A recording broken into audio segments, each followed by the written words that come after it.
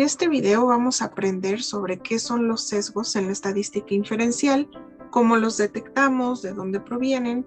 Entonces, comenzamos. Bueno, primero tenemos que entender qué es el sesgo.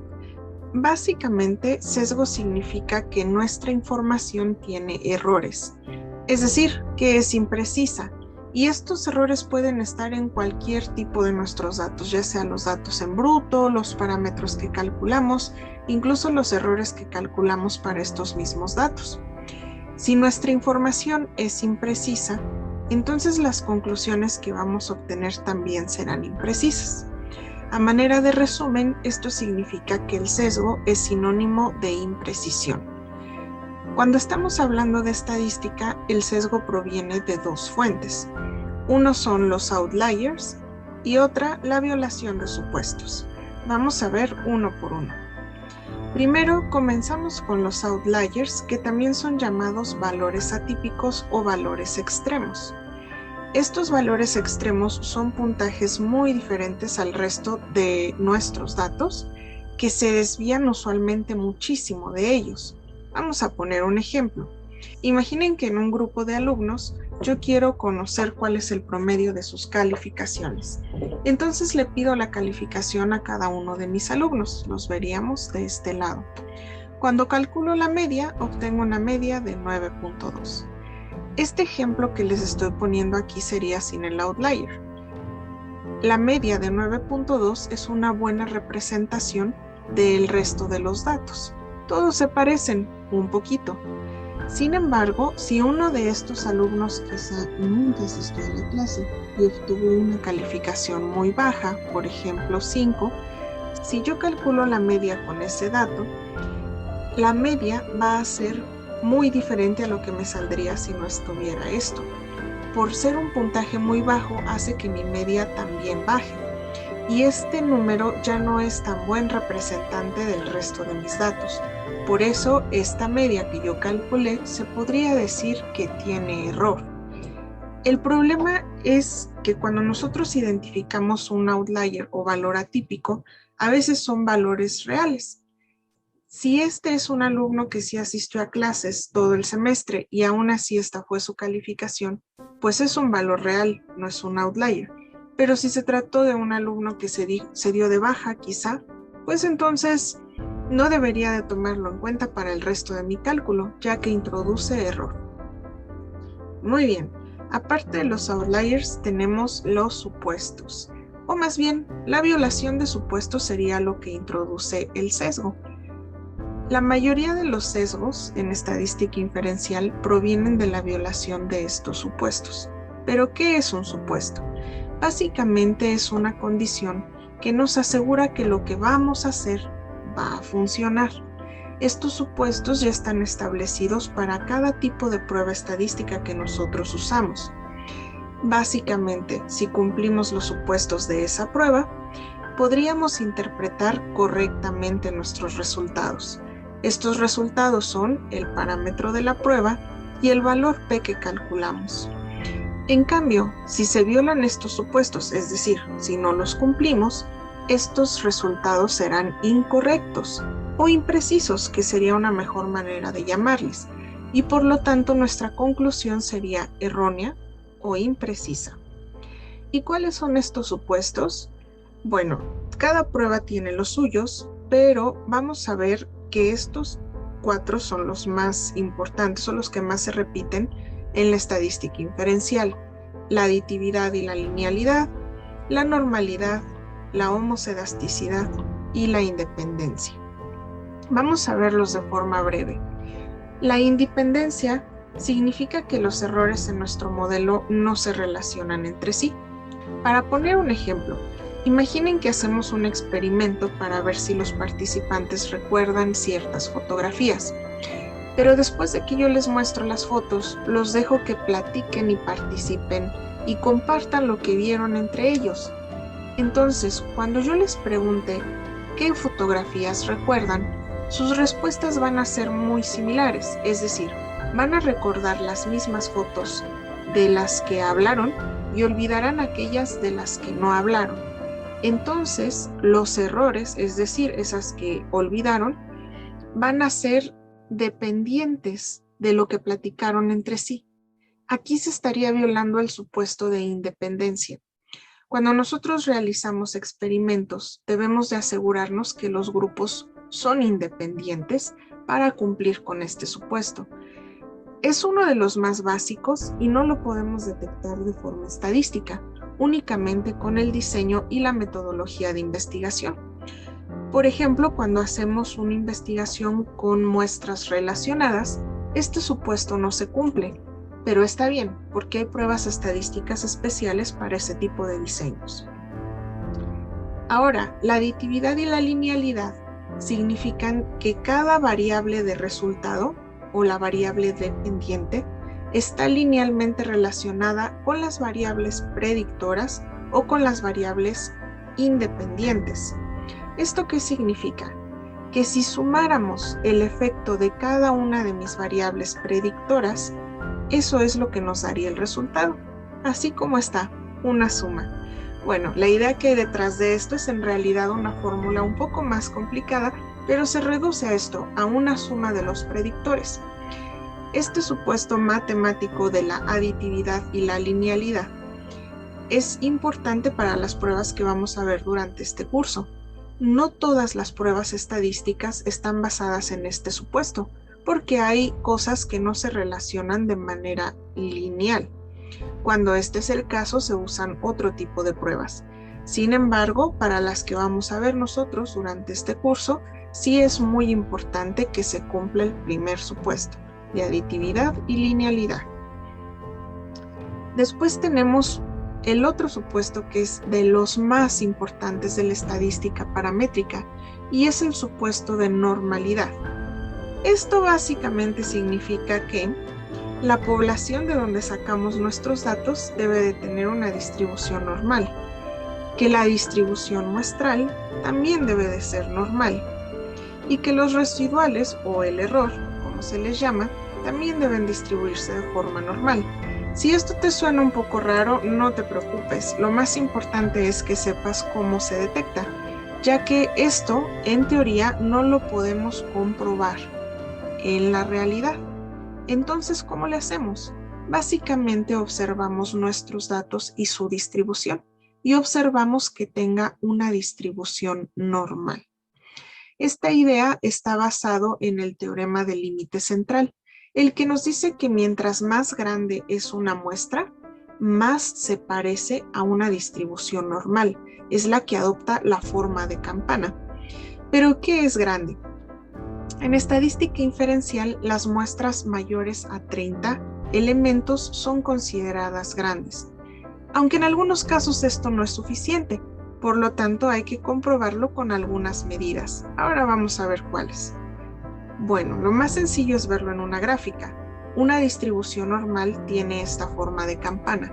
Una distribución no normal o sesgada no se vería con forma de campana, es asimétrica, es decir, que no es igual de ambos lados. ¿Cómo lo detectamos? Bueno, hay muchas maneras aparte de las gráficas. Puede ser con unas medidas descriptivas que se llaman asimetría y kurtosis. Estas medidas nos dan valores positivos y negativos que se alejan o se acercan mucho al cero. Dependiendo de qué tan cerca están del cero, significa que más se parecen a una distribución normal, y mientras más se alejan, es que se empiezan a parecer menos a una distribución normal. La asimetría nos dice qué tan a la izquierda o a la derecha está, y la kurtosis nos dice qué tan puntiaguda o aplanada es la curva. Pero recuerden, aquí lo importante es que esté muy cerca del cero. Mientras más cerca del cero, más similar a una distribución normal. Sin embargo, estas medidas o esto de qué tan cerca del cero están es algo arbitrario. Entonces también usamos otro tipo de estrategias para detectarlo. Por ejemplo, con pruebas estadísticas. Las pruebas estadísticas para detectar normalidad son Kolmogorov-Smirnov y Safiro-Wilk.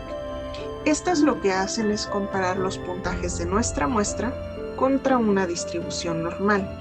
Sin embargo, estas pruebas están altamente influidas por el tamaño de la muestra. Es decir, que si nuestra muestra es muy grande, es probable que nos salga que son normales, aunque no lo sean. Sin embargo, vamos a ver cómo lo pueden interpretar. Esto es con el valor de P que da como resultado de estas pruebas.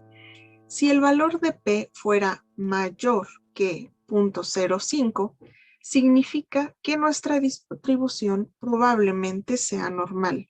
Si el valor de P es menor que 0.05, significa que probablemente nuestra distribución no es normal.